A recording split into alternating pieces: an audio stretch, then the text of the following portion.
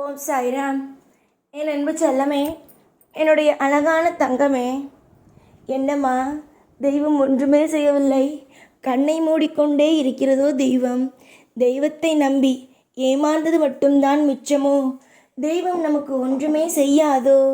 நம் தெய்வத்தை நம்பி ஏமாந்து விட்டோமோ என்று நினைக்கிறாய். அப்படியெல்லாம் அல்ல. தெய்வங்கள் உங்களை ஏமாற்றவில்லை, உங்களை காக்கிறோம், உங்களை வழி நடத்துகிறோம். 4 பேர் உங்களை திரும்பி பார்க்கும் அளவுக்கு உங்களை வாழ்க்கையில் முன்னேற்ற வேண்டும் என்று துடித்துதான் இருக்கிறோம். ஆனால் சமீபத்தில் உன்னுடைய வாழ்க்கையில் நடந்ததெல்லாம் மிக மிக மிக பயங்கரமான விஷயமாகவே இருந்தது. என்னவென்றால், நிறைய விஷயத்தை இழந்தாய். எல்லாமே நீ இழந்ததாக மட்டுமே இருந்தது. ஒன்று கூட உனக்கு நல்லதாகவே நடக்கவில்லை. என்னிடம் வந்து அடிக்கடி நீ கூறும் விஷயம், எனக்கு தெய்வத்தை நம்புவதா வேண்டாமா என்று தெரியவில்லை. ஏனெனில் என்னுடைய வாழ்க்கையில் எனக்கு எந்த ஒரு சின்ன விஷயங்கள் கூட சரியாக நடக்கவில்லை. என்னுடைய கஷ்டத்தில் யாருமே இல்லை, சந்தோஷத்தில் இருந்தவர்கள் கூட கஷ்டத்தில் இல்லை. யாரை நம்பினேனோ அவர்கள் கூட இப்பொழுது என்னோடு இல்லை. எல்லா நிமிஷத்திலேயும் நான் அழிந்து போவேனா, அவர்கள் மற்றவர்கள் சந்தோஷமாக இருப்பார்களா என்று தான் பார்க்கிறார்கள். என்னை அழித்து அவர்கள் சந்தோஷமாக இருக்க வேண்டும் என்று நினைக்கிறார்கள். அது ஏன்? நான் மற்றவர்களுக்கு தீங்கு செய்யாமல் அனுபவிப்பதற்கான காரணங்கள் யாது என்று நீ கேட்கிறாய். தங்கமே, இங்கு நீ நல்லது செய்கிறாய், கெட்டது செய்கிறாய் என்பது அல்ல. இங்கு அது ஒரு விஷயம் அல்ல. இங்கு இருக்கும் சிலருடைய எண்ணங்கள், அடுத்தவன் வாழவே கூடாது. அதுவும் முக்கியமாக சொல்லப்போனால், அவன் எவ்வளவு பெரிய பணமில்லாதவனாக கூட இருக்கலாம், ஆனால் அவன் வாழக்கூடாது. காரணங்கள் கேட்டால், அது எப்படி எனக்கு நேராக இவன் சந்தோஷமாக இருப்பது என்பது போல யோசிக்கிறார்கள். யோசிப்பவர்கள், தவறாகவே யோசிப்பவர்கள் யோசிக்கட்டும். அவரவர்கள் யோசிக்கும் விஷயம் அவரவர்களுக்கே வந்து சேரட்டும்.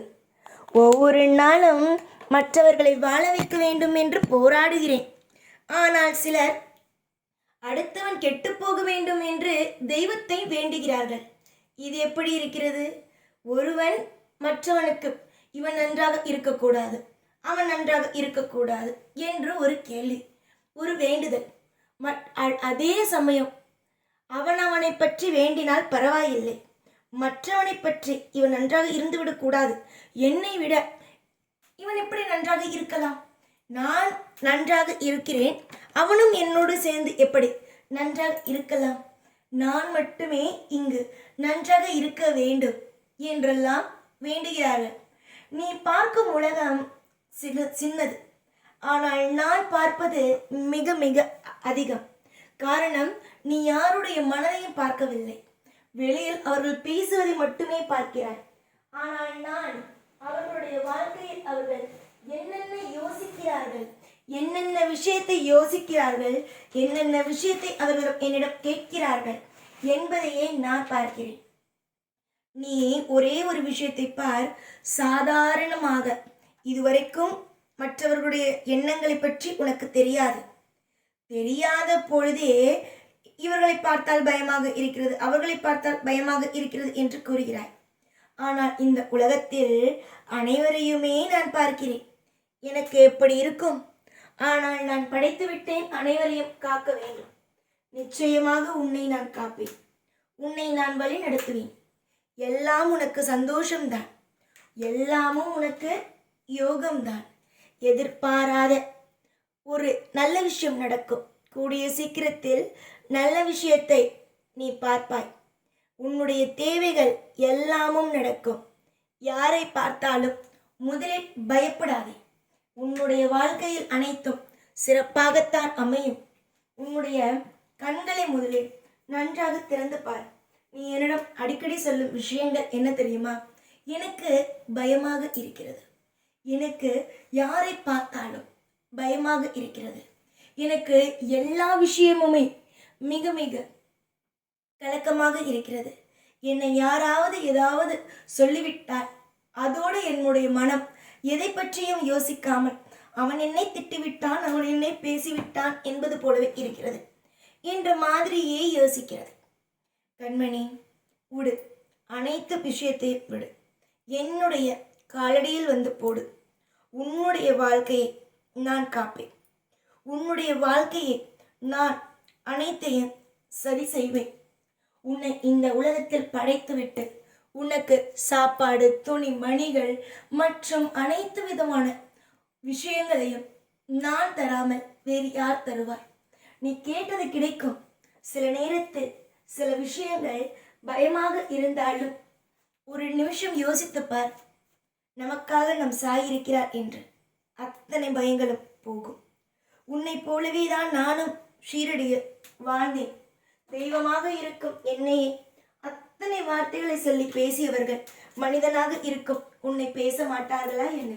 அதெல்லாம் பேசுவார்கள். பேசும் வாய் என்றுமே பேசும்.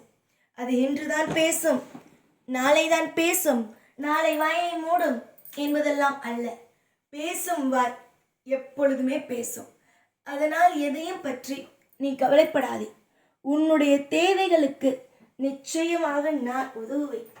உன்னுடைய தேவைகள் என்ன வேண்டுமானாலும் இருக்கட்டும், அந்த தேவைகளுக்காக நான் உழைப்பேன். உன்னுடைய வாழ்க்கையை நான் சீரும் சிறப்புமாக, உன்னுடைய வாழ்க்கையை பிரம்மாண்டமாக எடுத்து வந்து உன் கையில் சேர்ப்பேன். பொறுமையோடு இருப்பவன் வெல்லுவான். அதனால்தான் நான் உனக்கு சொல்கிறேன், பொறுமையோடு இரு, உன்னை நான் வெல்ல வைக்கிறேன் என்று. நீ கேட்கிறாயா? நீ கேட்பாயா? நீ கேட்டால் உனக்கு லாபம், கேட்காவிட்டால் உனக்குத்தான் நஷ்டம். நீ கேட்பதும் கேட்காததும் உன் கையில் உள்ளது. நிறைய நல்ல விஷயங்கள் நடக்கட்டும். நீ கேட்டதும் நீ கேட்காமல் என்னிடம் வைத்திருப்பதும் எல்லாவற்றையும் இந்த சாய் தருவேன். என்னை நம்பி வந்துவிட்ட பிறகு நீ எதற்காக பயந்து நடுங்க வேண்டும்? பயந்து நடுங்காதே. உன்னுடைய சந்தோஷத்திற்கு ஒரு நாளும் குறைவராமல் நான் பார்த்துக்கொள்வேன்.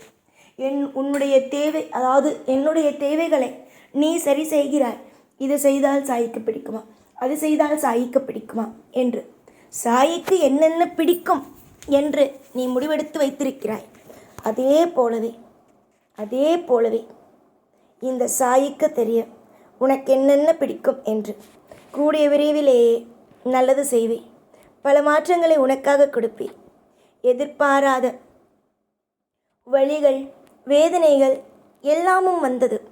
உன்னுடைய வழி வேதனைகள் எல்லாவற்றையும், எல்லா விஷயத்திலேயும், எல்லா நொடியிலேயும் நான் பார்க்கிறேன். அந்த வழிகளை எல்லாம் கூடிய விரைவிலேயே நான் எடுப்பேன். வழிகள் இல்லாமல் ஒரு அற்புதத்தை நான் கொடுப்பேன் என்று இந்த நேரத்தில் அடித்து சொல்கிறேன். ஓம் சாய்ராம்.